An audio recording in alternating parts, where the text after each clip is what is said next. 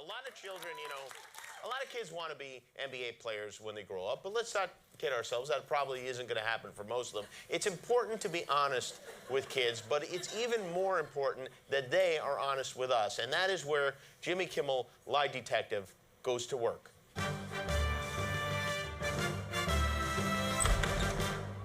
Hi there, how you doing? Nice to meet you. That's the Truth Fairy. Hi. Go ahead and have a seat right there. How are you? Good. You having a fun day? Yeah. Yeah. I'm Officer Jimmy. It's very nice to meet you. Have you ever met a police officer before? Yeah. Have you ever taken a lie detector test before? You have. Okay, good. Then you're going to be an old hand at this. So the Truth Fairy is going to go ahead and put these things on your fingers. He's going to hook you up. Now we're going to put this helmet on you. Have you ever worn a helmet before? Like Iron Man, right? Yeah. And I'm going to ask you some questions, and all you have to do is tell me the truth, okay? Yeah. Do you know what the truth is? Yeah. Okay, perfect then. What is your name? Aaron. Aaron? How old are you? 4. Do you go to school? Yeah. Okay. Do you like school? Yeah. Mm-hmm. Do you have a girlfriend? Yeah. Ooh, what is her name? Mia. Mia. How old is Mia? He's 4 too. She's 4 too? Have you ever kissed Mia? Yeah. You have. Did you kiss her on the lips? Okay. Do you think you might marry Mia? You do. Is Mia a monkey? He's a girl. She's a girl. A human girl? Okay.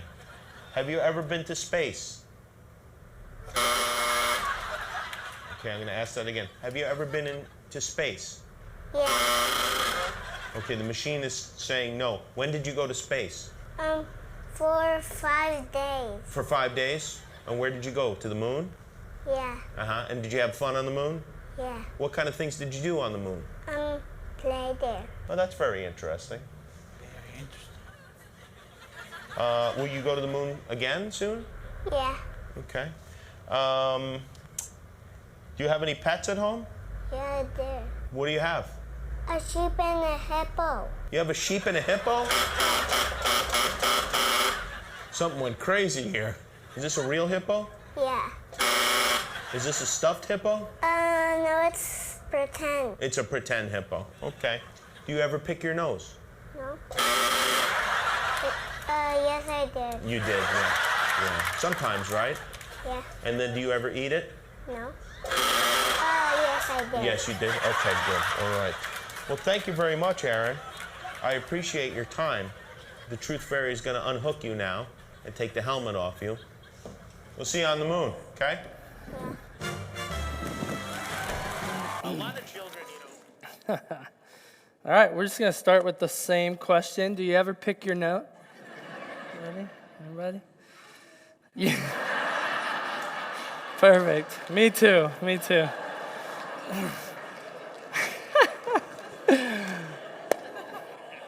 Oh. All right. Hey. This is going to be great. Maybe you got the church email this week and you noticed the title of today's message is Pants on Fire. Let me ease some concerns, okay? The theme or the focus of the message is not about the day after you do the blazing challenge at Buffalo Wild Wings, okay? We're not going to go there. The focus of today's message is that old kindergarten playground phrase when someone was accusing you of lying or caught you in the lie, they would point their finger at you and say it with me. They would say, liar, liar, pants on fire.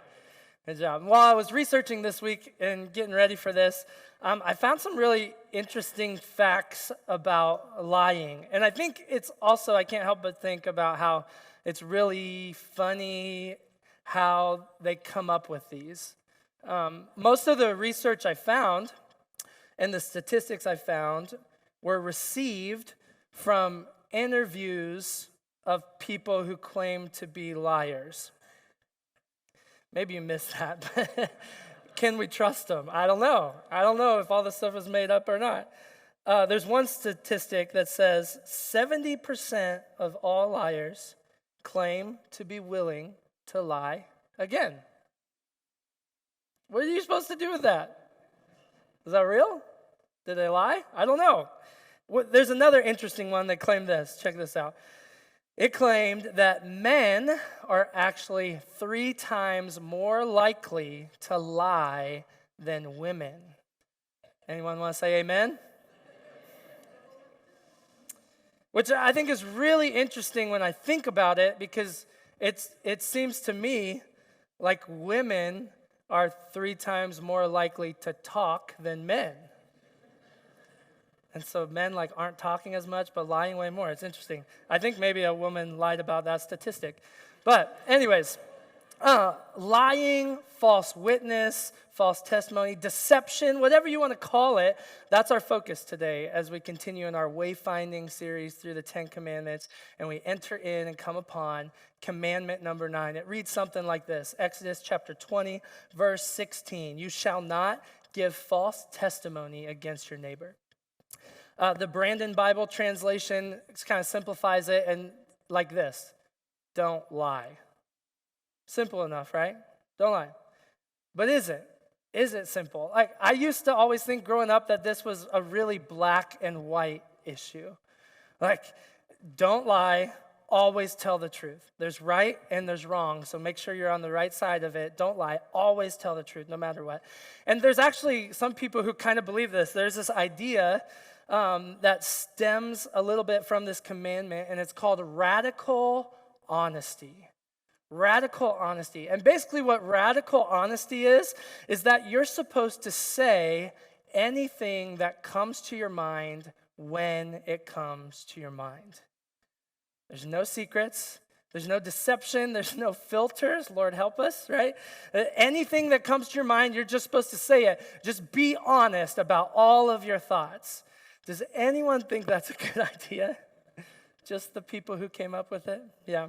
I think the guys who came up with this must have probably never had a wife that asked them, does this dress make my butt look big?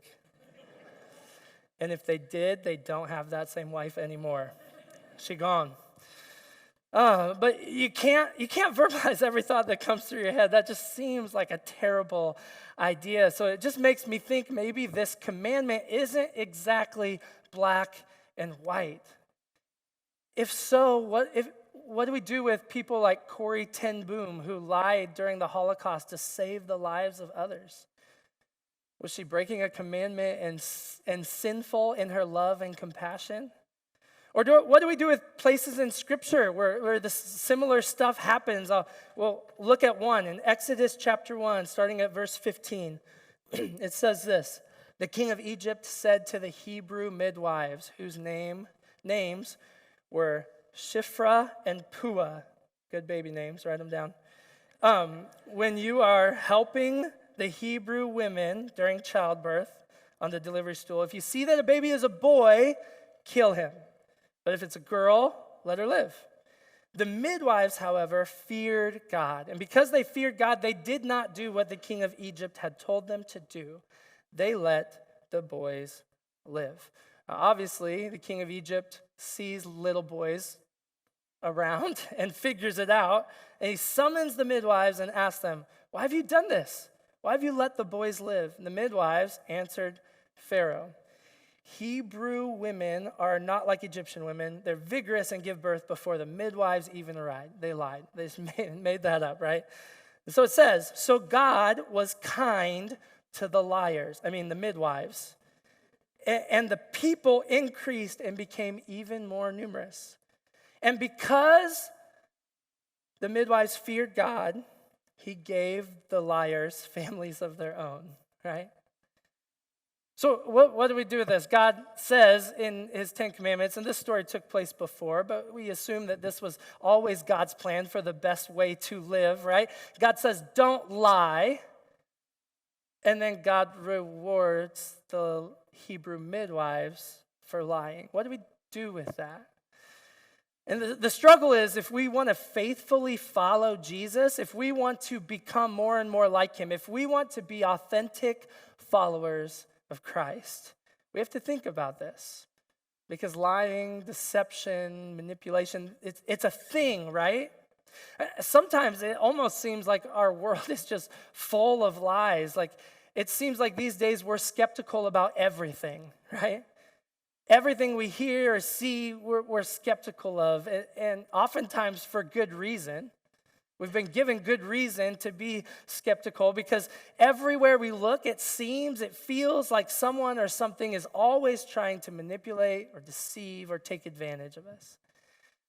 I see this differently and even more often as a parent now with a different set of eyes and perspective. For instance, every time my family eats at Red Robin, my sons ask me, Dad, why can't we just pay $1 and get that switch out of the claw machine? It would be so easy, right? And it's more than just that. Think about it, the lies and the deceit that so often surround us. All the things that we have get-rich-quick schemes, right? We have catfishing. We have Washington, D.C. We have emails from a Nigerian prince, right? We have Danilo, who claims the Raiders are going to win the Super Bowl. All these things, and it doesn't just exist on like a global or a systemic level. Lies and deceptions seem to work their way into so many different aspects and pieces and places of our lives. They show up in our relationships. They show up in our workplaces, our schools. They show up in our churches, even our homes. At least they show up in my home. And oftentimes when they show up in my home, it's thanks to this guy. There he is. There he is. That's Truett. His name's Truett. He's our third child. In a week or two, he's going to be our middle child. That's crazy. But if you know Truett, then you know Truett loves stories. He loves stories. And the best stories are his stories, right? And he loves to chat and to talk and to tell you stories. And his stories don't always exactly match up with reality. Probably most of the time, they don't have any reality in them at all, right? But they're great, great stories. So in our household, we've just kind of labeled them as true stories. Not like true stories like full of truth, but like Truett stories, they're true stories that have no truth in them at all. So let me give you an example. Truett and Summit are our second and third kids, and they're both boys, and they love to wrestle with one another. They love to wrestle and to roll around and to push and to pull, all those things, and that's how they play and have fun together. And so about a year ago, they were doing that in our house, and they were wrestling and having fun and just giggling and having the best time until they just make one wrong move, right? One wrong move's all it takes, and it causes Summit to headbutt Truett right underneath his eye. That picture on the right, you can see the start of a black eye that over the next couple days turned into a pretty good shiner that Truett was rocking and looking like a tough guy. And so he had this black eye from wrestling with Summit. And as we often do, we wound up around here. A couple days later, and his black eye was looking tough, and Truett came in, and he loves to chat, and he loves to talk, and he loves to tell stories. And so when Linda came up to him and saw him, and she saw his black eye, and she said, Truett, whoa, what happened? Are you okay? What happened to your eye? That looks like it hurts. And Truett, without cracking a smile, without missing a beat or hesitating at all, almost like he had rehearsed this, he knew this moment was coming, and he had his story that he wanted to tell, and he was ready right away, no cracking a smile, not missing a beat. He looks up at Linda, and he just says, my mom hit me. And after pausing just long enough for Linda to gasp in shock, right? He added, with a hockey stick. Mom hit me with a hockey stick. It's not the truth, but it's a true story in our house. Or just a couple months ago, we were getting kids ready to leave and go somewhere. I don't remember where we were going, but it's a process to get ready to leave for our family.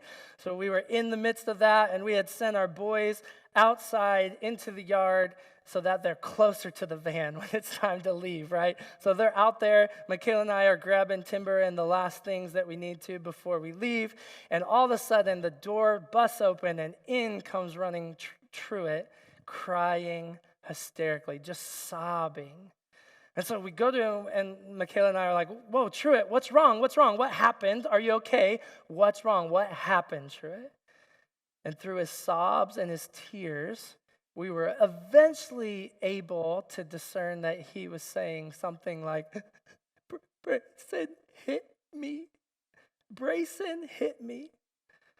And so that's not okay in our house. We like to wrestle and play for fun, but we don't hit out of anger or spite or hatred or anything like that. And so I go outside and I call Brayson to me and I kind of start interrogating him, grilling him, laying into him a little bit. Brayson, why did you hit your brother? You know that's not okay. That's not how we act. That's not nice. We don't do that. Why did you hit your brother? We don't treat people like that. And Brayson looked at me so confused and he said, Dad, Truett hit me first.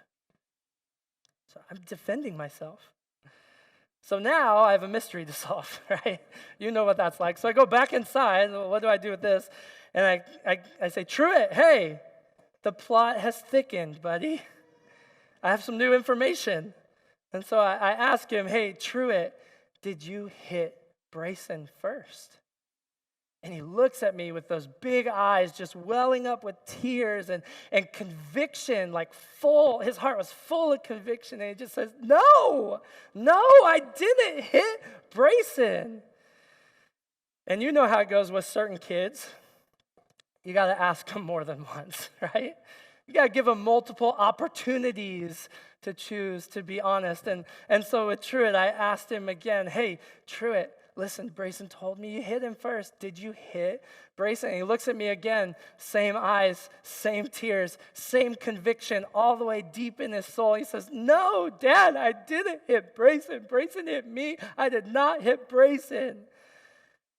But it's Truett. So I asked him one more time, and I said, Truett, listen, buddy, Brayson said you hit him. Did you hit Brayson first? And he looks at me, same tear-filled eyes. Same conviction, deeply rooted in his soul. He says, no, Dad, no, I didn't hit Brayson. I punched him in the stomach. That was the day we had a conversation about how a hit and a punch are kind of the same thing. Kind of, most of the time. And I think if Pastor M were here, she would use her calm, soothing counselor voice, and she would say he's a literal learner. But she's not here, so I'm going to call it deception, okay?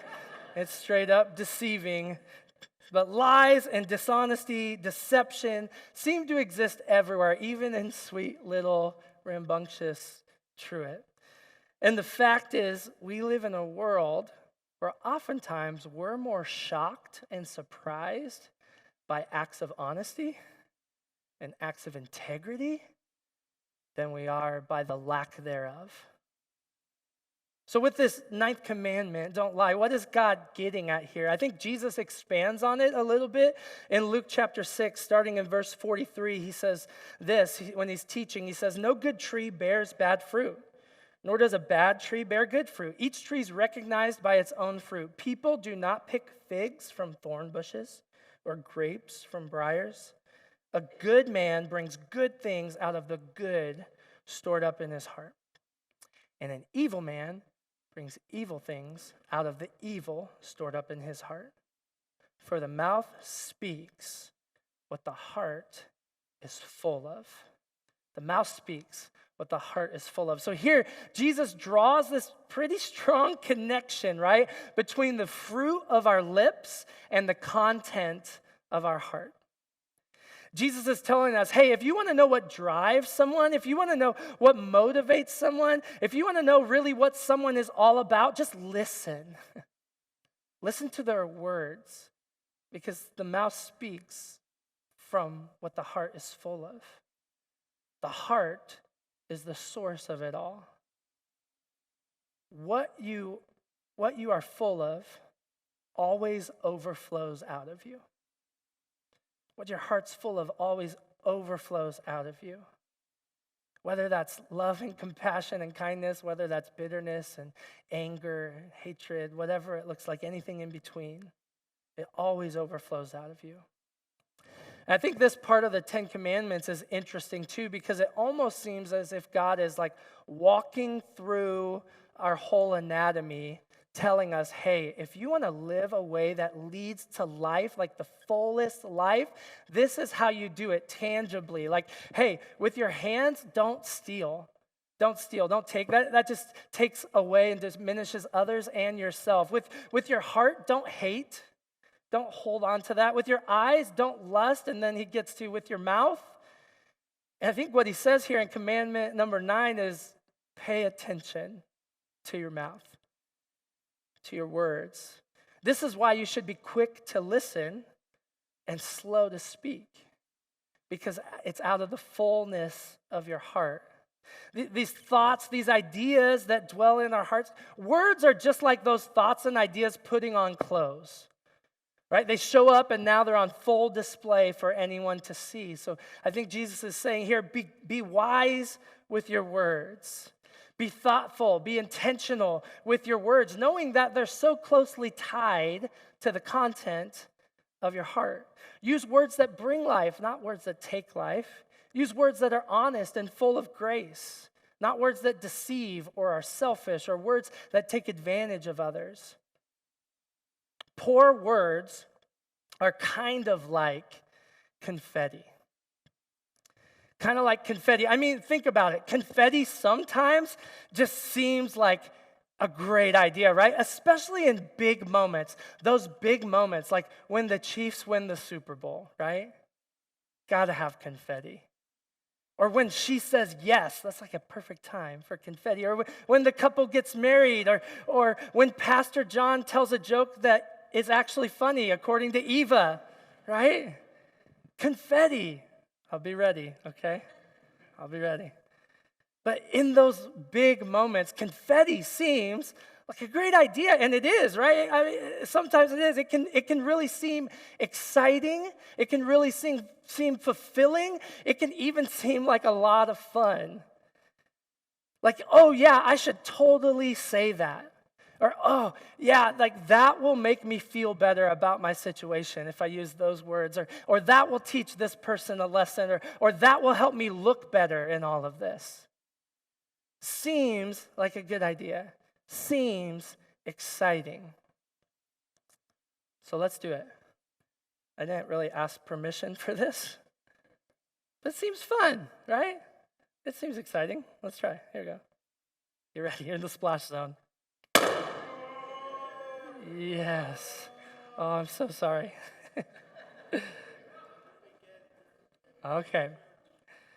So, look at that. You guys who just got covered in confetti. Look at the joy on your face.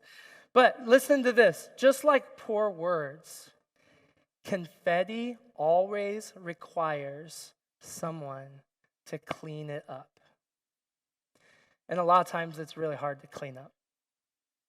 It kind of just works its way into all sorts of different cracks and spaces. And once it's released, it can't be contained. You can't control it anymore. It goes where it wants to go. You can't contain it. And then if it's like here, little kids will come and they'll run through all these chairs and it'll attach to their shoes and their pants, and they'll take it into all different spaces where it was never meant to be. And you just keep running into it everywhere you go and having to work to try to clean it up over and over and over again. Confetti is a lot like poor words. Once they get out, they have to be cleaned up. Sometimes we speak words that have to be cleaned up. When we speak lies, deceptive things, it can be really hard to clean it up. It also makes me think of glitter. So I have my glitter bomb here. You guys ready? I'm just kidding. John and Joel about had a stroke. But it makes me think of that, right? Like you know what that's like. Glitter just gets absolutely everywhere, right? If I would set off a glitter bomb, you guys would remember this message forever. You'd come in and just see the shine. Be like, oh yeah, that's poor words. Or it makes me think of sand, right? When you go to the beach, my goodness, how long does it take to finally stop finding sand in everything after you go to the beach? These things that seem exciting, that seem fun in the moment, but always require cleanup. The other problem with confetti is that it's a lot like toothpaste in the way that once it's out, you can't get it back in. I guess technically like this, you could do the really hard, tedious work of collecting it all, putting it all together and sticking it back in the tube, but it's not going to work the same. It's not going to be the same. It's out there, right? A lot like our words. I mean, and God's grace is sufficient for sure, and his purpose is redemptive. He's working to redeem all things that have been broken. And so that is enough, but those words are out there and you can't pull them back in. You can't get them back. They just create this mess that now eventually will have to be cleaned up. So I think God's telling us, listen, in order to love me, in order to love one another well, watch your words. Be quick to listen. Don't be so quick just to speak and throw words out there, because once you throw them out, if they're poor, you're going to have to clean them up eventually. If you're going to speak truth. Don't speak lies. Imagine the other side of the coin. How much joy and hope, imagine how much joy and hope you can bring others with your words. With words that are marked with love and kindness and grace and truth and compassion. Those are words that don't need to be cleaned up, right? They can just be carried on. Words that people can hold on to and grab and say, hey, this brings me life. What if our words, instead of like confetti that needed to be cleaned up, what if they were more like candy at a parade that was thrown out? But not like the Tootsie Rolls that everyone just leaves and stomps on or runs over and we have to scrape them off the sidewalk at Fall Festival. We're doing that again this year, so sign up, okay? It's fun. What if they were like the good candy? Like the candy that you reach for before your kid can get it? You know what I'm talking about? The one that you want? What if our words were sweet and pleasant to the people they landed on? What if our words brought a blessing instead of a mess? What would it look like for us to use words to speak blessing and life and encouragement and hope to other people? To speak words that can be carried on and not words that have to be cleaned up. And how do we do that? How do we speak truth? Well, if Jesus tells us that the mouth speaks what the heart is full of, then I think we need to be full of truth in order to speak truth. In order to be truthful, we have to be truthful, right? And Jesus also tells us that he is the way and the truth and the life. So to be full of truth is really to be full of Jesus. If we want truth and life to come out of our mouths, we need the truth and the life to dwell in our hearts. It takes surrender and invitation. It takes laying down our pride so we're not worried about how we look or the circumstances that we're in, but we're just ready to live authentic lives following Jesus, filled with his truth. It's not what you show on the outside that really matters. It's the inside. The mouth speaks what the heart is full of. It's about the content of our hearts. Pastor Craig Groeschel is a speaker and teacher, and he tells a story of an incredible, well-respected, sought-after home builder who worked for this huge company, and he built some of the most incredible homes year after year after year. He had this amazing career just building beautiful, magnificent homes. But after about 35 years of doing this, he started to think, I kind of need to think about what's next. I'm probably not going to last forever, live forever, do this forever. So I need to think about what's next. And so he started thinking about retirement and what that would look like. And he kind of just decided, hey, you know what? I'm at year 35. 40 years just seems like a good benchmark. That's going to be my goal. I'm going to work for 40 years, and then I'm going to retire. I'm going to travel. I'm going to spend more time with my grandkids like I haven't been able to because of this. And so he started to announce that to his company, to his coworkers, and he would tell them, hey, at 40 years, I'm going to retire. So I've worked 35, so 5 more years, and I'm done. 5 years, I'm retiring. And then the next year, he would build incredible home after incredible home after incredible home, and he'd remind them time after time, hey, 4 more years, and then I'm out. I'm done after that. And the next year, he'd build more homes, and he'd say, hey, 3 more years. I'm going to retire in 3 more years. And then 2 more years. And then 1 more year. And he would remind all these people. And then in the last year, the reminders got more frequent, right? His countdown was getting closer and closer. So he'd say, hey, in 5 months, I'm out of here. In 4 months, in 3 months, in 2 months, I'm out of here. Cruise is booked. Everything's ready to go. I'm retiring. There was no secret around the company what his plan was.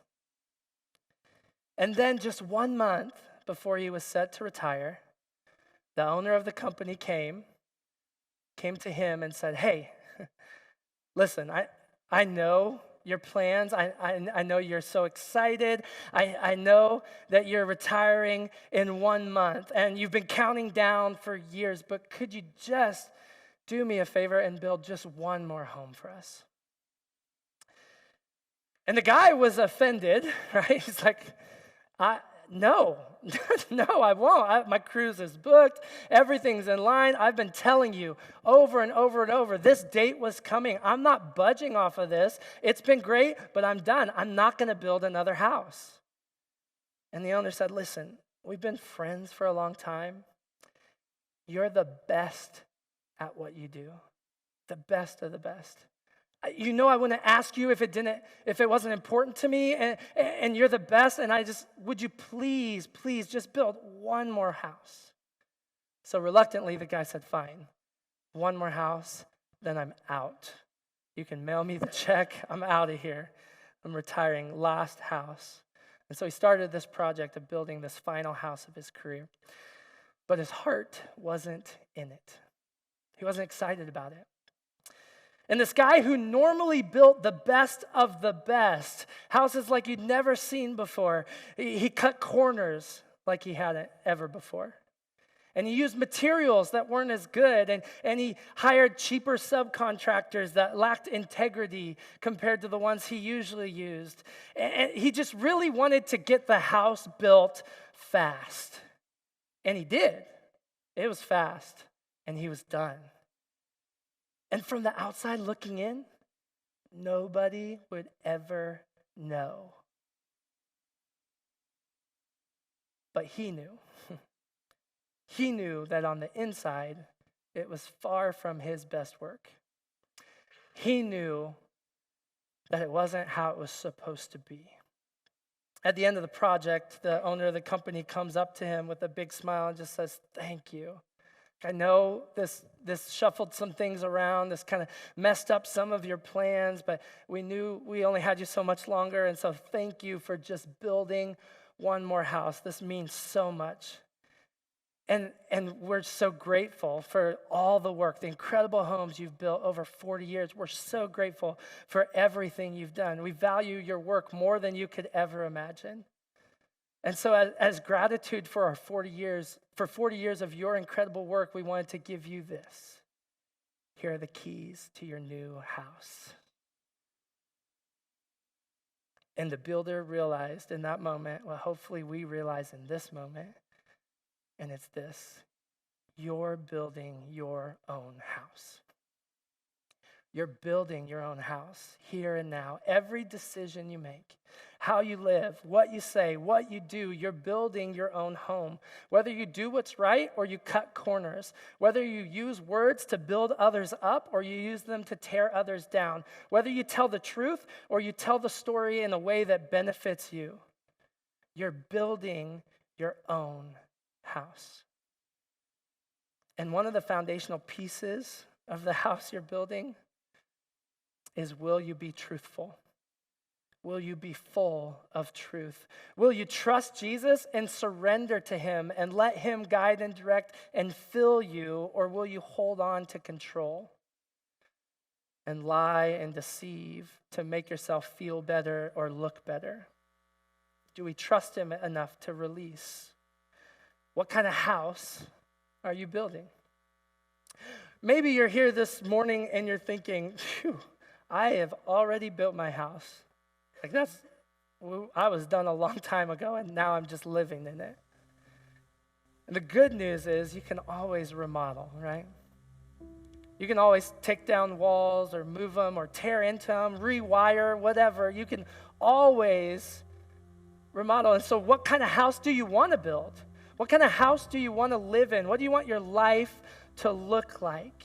Is it one where corners are cut, where you're just looking for speed, where shortcuts are taken? One that looks really good on the outside, but on the inside, it's really a mess. It's not how it's supposed to be. There are things missing. Or do you want to build a house with foundation built on things like honesty, integrity, the way, the truth, the life? A foundation built on Christ and his righteousness, his way. A house marked by authenticity, where you don't have to hide. You just be free to be yourself, motivated and guided by the Spirit of God in truth and life. That's the invitation this morning. Maybe this commandment isn't so black and white necessarily. Maybe it's not so much about just don't lie as it is about what's the content of your heart. What's the inside of your house look like? Behind the walls, underneath the floor. What's the content of your heart?